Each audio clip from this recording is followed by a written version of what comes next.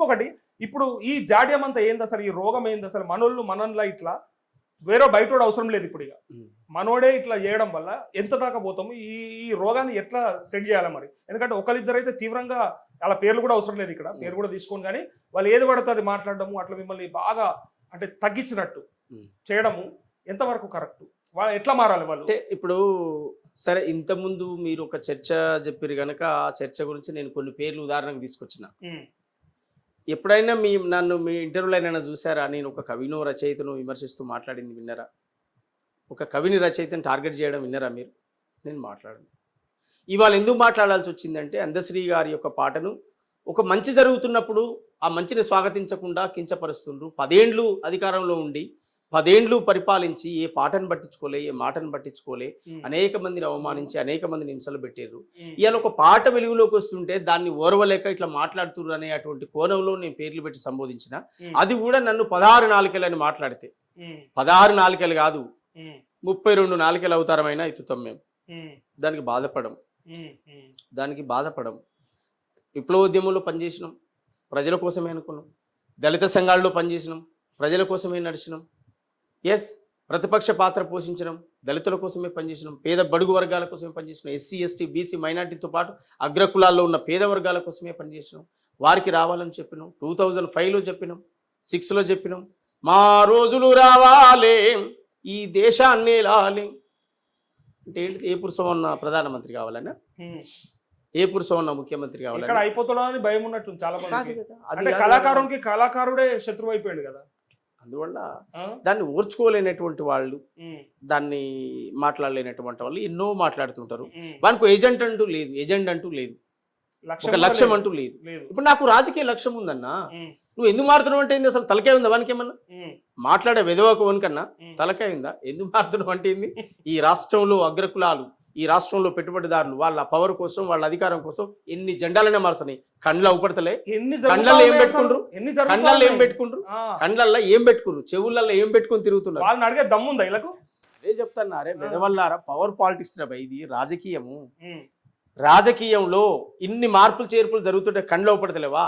ఎవడో పేదోడు, ఎవడో లేనోడు వాడి అవసరం కోసమో, లేదా వాడు నమ్ముకున్న సమాజం కోసమో, వాడి చుట్టూన్న వ్యవస్థ కోసమో ఏదో కండువ మారిస్తే ఇంట్లో పోయిండు, అండ్లో పోయిండు. తీన్మార్ మల్లన్న తిట్టినట్టు వాళ్ళు అమ్మనాబూతులు తిట్టుకున్నాడు కూడా మళ్ళీ కలిసి క్యాబినెట్ లో కూర్చుంటారు. అది లేదా మీకు సోయ్యాను అన్నాడు. అట్లా ఉన్నది పరిస్థితి. ఓకే సోమన్న, అంటే నాకు విపరీతంగా ఇష్టమైనటువంటి ఒక పాట ఏంటిదంటే సోమన్న, విరాట పర్వం సినిమాని ఒక 10-15 సార్లు చూసుంటా సోమన్న. సినిమా కూడా వేనన్న సూపర్ గా తీసిండు, అసలు తిరుగులేదు ఆ సినిమా.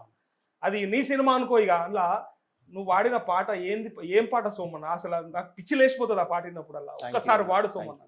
ఆశలేని రెక్కాలైతే ఓలచ్చ గుమ్మాడి, ఆకాశాన్నే తాకా వచ్చే ఓలచ్చ గుమ్మాడి, సంకల్పం నీ శ్వాస అయితే ఓలచ్చ గుమ్మాడి, సంద్రానైనా ఎదిరిదొచ్చే ఓలచ్చ గుమ్మాడి, ఆశలేని రెక్కాలైతే ఓలచ్చ గుమ్మాడి, ఆకాశాన్నే తాకా వచ్చే ఓలచ్చ గుమ్మాడి, సంకల్పం నీ శ్వాస అయితే ఓలచ్చ గుమ్మాడి, సంద్రానైనా ఎదిరిదొచ్చే ఓలచ్చ గుమ్మాడి, మనసార నీవు కన్న కల దరి చేరు దారులు చూపునులే, ఆశలే పెంచుకున్న ప్రేమ కోసం ఓలచ్చ గుమ్మాడి, బంధాల పెంచుకున్న ప్రేమ కోసం ఓలచ్చ గుమ్మాడి, బంధాలన్నీ దాటినవే ఓలచ్చ గుమ్మాడి.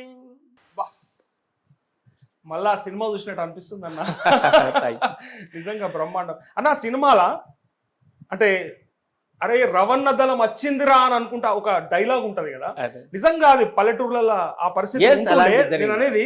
అంటే అంతగా ప్రజలకు అంత దగ్గర ఉండేటోళ్ళ, అంటే మేము నిజంగా ప్రత్యక్షంగా కొంత చూడలేదు కాబట్టి అడుగుతా ఉన్నాం. మీకు అది అనుభవం కాబట్టి అంత భరోసా ఉంటుంది, అంత ధైర్యం ఉంటుంది ప్రజలకి, సామాన్యులు. ఈజీగా అక్కడ ఒక విలేజ్ ఉంటది, చుట్టూ 4 ఊళ్ళ మధ్యన ఒక గుట్ట, ఓ అటవీ ప్రాంతం లాగా ఉంటది.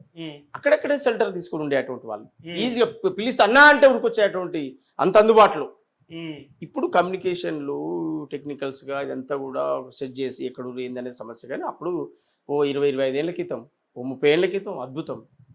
ఊళ్ళలోకి వచ్చి హాయిగా పాటలు పాడుకొని గ్రామ సభలు పెట్టి ప్రజలను ఎవడు వేధిస్తుండు, కూలి ఎవడు తక్కువ కూలి రేట్లు కట్టిస్తుండు, ప్రజలను ఎవడు వేధిస్తుండు, జీతగాళ్ళు పెట్టుకుని ఎవడు ఇబ్బందులు పెడుతున్నాడు, ఎవడు కబ్జాలు పెడుతున్నాడు, ఎవడు మోసం చేస్తున్నాడు, ఇట్లాంటివన్నీ పసిగట్టి అని పిలిచి గ్రామంలో పిలిచి గ్రామ సభ పెట్టి అప్పుడు ఆ కదరు ఆ భయం ఉంటుండే కదా, ఆ భూస్వాములకు కావచ్చు, పెట్టుబడిదారులకు, పెత్తందారులకి. ఇప్పుడు లేకుండా పోయింది. ఎట్లా మరి దీన్ని? సరే జర్నలిజంతోనే మన ప్రయత్నం చేద్దామా అని మాలాంటోళ్ళు చేస్తూ ఉంటే, ఇక మా దాంట్లో మాకు కూడా సేమ్ ఇందాక మీకు అన్నట్టు కళాకారులు ఎట్లయితే ఉన్నారో జర్నలిజంలో కూడా నేను ఇదోటి అంటే వాడు అదొకటి అనడు, ఇట్లా ఇట్లా తయారైపోయింది.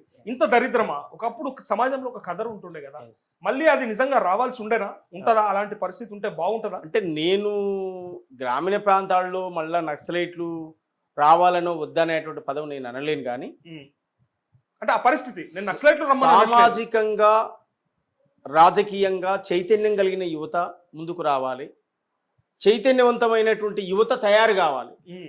యువత మత్తు పానీయాల వైపు, యువత గుట్కా డ్రగ్స్ వైపు, గంజాయి వైపు కాకుండా, యువత బలహీనతలకు కాకుండా యువత యొక్క బలాన్ని, ఇప్పుడు మమ్మల్ని ఎవరో తయారు చేస్తే తయారై వచ్చిన వాళ్ళం కాము. బై బర్త్ ఎక్కడి నుంచో అనేక కష్టాలు పడుతూ దాటుతూ ఒక లక్ష్యాన్ని పెట్టుకుంటూ వచ్చినటువంటి వాళ్ళం. తయారుగా రోడ్ వేసి వెహికల్ ఇచ్చి వెహికల్ ఎక్కి హైదరాబాద్ పోదంటే ఎవడైనా వస్తాడు. అది లేకుండా వచ్చినటువంటి వాళ్ళం. అందువల్ల యువత స్వయం శక్తి మీద ఎక్కువ ఫోకస్ చేయాలి. చైతన్యవంతమైనటువంటి సమాజం రావాలంటే ప్రశ్నించడం అలవాటు చేసుకోవాలి. ఏ లీడర్ పడితే ఆ లీడర్ కొమ్ము కాస్తూ వ్యసనాలకు బానిసైతూ చిన్న ఏజ్లోనే చనిపోతూ, చిన్న ఏజ్లోనే ప్రేమలు పెళ్ళిళ్ళని, చిన్న ఏజ్లోనే విధవరాలుగా మారి, చిన్న ఏజ్లోనే హెల్త్ ఇష్యూస్ చనిపోయి నిర్వీర్యం అయిపోయేటువంటి ఒక సమాజం ఏర్పడుతుంది. చిన్న ఏజ్లోనే మత్తు పదార్థాలకు అలవాటైపోయి నిర్వీర్యం అయ్యేటువంటి ఒక సమాజం ఏర్పడుతుంది. ఇది పోవాలి. చైతన్యవంతమైనటువంటి యువత రావాలి, ప్రశ్నించే తత్వాన్ని అలవాటు చేసుకోవాలి, సమాజాన్ని ఎదిరించేటువంటి తత్వాన్ని, సమాజంలో జరిగే మోసాలు, దోపిడీ, ఆగడాలు, అఘాయిత్యాలు, దురాంకారాలు, ఆచారాలు, కులం యొక్క దోపిడీ, ఇవన్నీ ఎదిరించేటువంటి ఒక తత్వం రావాలి. మానవీయమైనటువంటి బుద్ధుడు, పూలే, అంబేద్కర్ కోరుకున్నటువంటి ఒక మానవీయ సమాజం ముందుకు రావాల్సినటువంటి అవసరం ఉంది. యువత ఎప్పుడైతే తన స్వయం శక్తి మీద ఒక లీడర్ మీద డిపెండ్ కాకుండా, అడుక్కునే కాడ కాకుండా, యువత స్వయం శక్తి మీద ఎప్పుడైతే ఉంటుందో, ఇండిపెండెంట్గా ఉంటుందో, ప్రశ్నించే తత్వం వచ్చేస్తుంది. సమాజంలో జరిగే ఆగడాలను ప్రశ్నించాలి, ఇది ఎందుకు జరుగుతుందని అడుగుతాడు. ఎప్పుడైతే అడుక్కునే కాడ ఉంటాడో, ఎప్పుడైతే బలహీనలతో కుంగిపోయి ఉంటాడో, ఆయన బలమంతా నిర్వీర్యం అయిపోయి అడుక్కునే కాడ ఉంటాడు, రేపు ఇస్తాడో ఏడో ఈ మాట అడిగితే ఆ లీడర్ అనే కాడికి వచ్చినప్పుడు ఆటోమేటిక్గా కుంగిపోతాడు. అది జరగొద్దు. ఒకటి, వీని చదువు మీద నన్ను దృష్టి పెట్టాలి ఎదిగే యువతరం, లేదంటే బిజినెస్ మీద నన్ను దృష్టి పెట్టాలి. నాకు తెలిసి ఇప్పుడున్నటువంటి ఈ దేశంలో అత్యంత వ్యాపారస్తులుగా విస్తరించినటువంటి మార్వాడీలను చూసి నేర్చుకోవాలి యువతని తెలియజేస్తాను.